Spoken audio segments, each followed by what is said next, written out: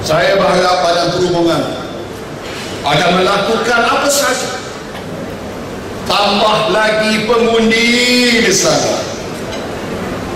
Kita masih lembab lagi. Saya tengok angka ni, saya nak kata kita ni masih lembab lagi. Betul tidak? Kenapa tak tambah pengundi? Kenapa tak tambah ahli UMNO? Saya bukan sahaja berletih pada UMNO Selangor, tempat-tempat lain pun lembab betul. Saya bukan sahaja berletih pada UMNO Selangor, tempat-tempat lain pun lembab betul.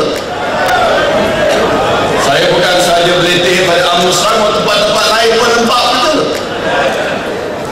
Siuser Agung mengingatkan pada saya, tolong beritahu, dia kata, tolong beritahu, kita punya prestasi tak berapa menggalakkan lagi.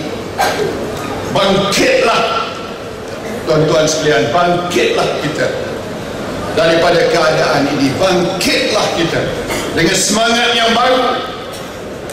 Saya akan bantu UMNO Selangor untuk mencapai kejayaan.